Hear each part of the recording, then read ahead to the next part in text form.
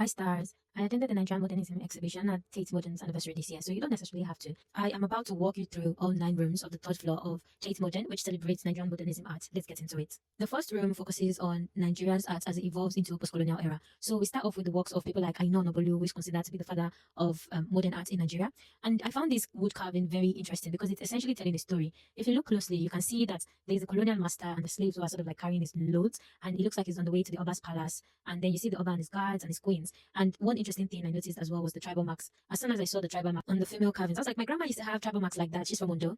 Then we see more traditional arts in the form of wood carvings, people like Lamidi Fakeye. If you did fine arts in secondary school, I'm sure these names are ringing a bell to you right now. So here, Nigeria is still figuring out its art in the post-colonial world, where it is essentially telling the story of post-colonialism and pre-colonialism through traditional methods. But then we see a bit of evolution in the sense that we are taking modern techniques, but still telling traditional stories. We see a lot of Akeola dashing colors oil on canvas. We also see Abayomi Baba, Justus Akeredolu. I'm telling you, we learned about all these men in high school, so it was really like going down memory lanes. And I'm sure my feminists are asking, where are the women's work? We're getting into it. Then we get to room 2, whose work is focused on Ben Nwanwu. I hope I'm pronouncing that properly.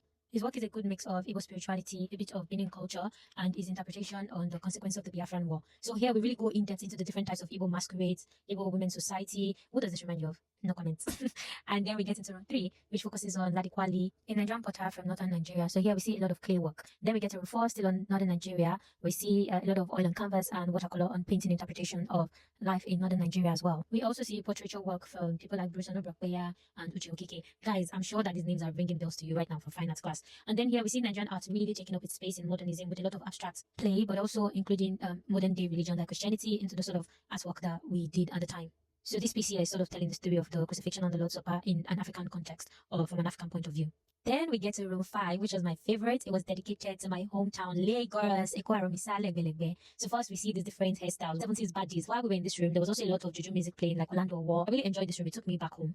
Room 6 was focused on independence, tribalism, the nationalism movement. My fashion brand's first collection, it is dedicated to promoting nationalism. It's crazy that from 1960 till now, we are still on this nationalism talk and there's still a lot of tribalism. How sad.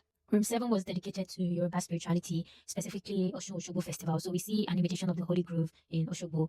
So we also see some abstract paintings about the Orishas, but we also see some work inspired by Yoruba diasporans in Cuba. Room 7 and 8 was dedicated to Yoruba spirituality with sculpted artwork from Buraimo Badamosi, but also the take of the story of Shongo by Rufus Ogundele. So we get to the last room. Finally, this work is dedicated to Ugo Izono. His work is fascinating because he actually paints in darkness, or he painted in darkness. So finally, we got to the end. At this point, I was overstimulated and ready to go. Then we got to the outlet shop, which had some pieces from one of my favorite designers, Ekikere. I don't know how she backed this deal, but she's that girl for real. Let me know what Pan-African event you'd like me to visit next. Bye!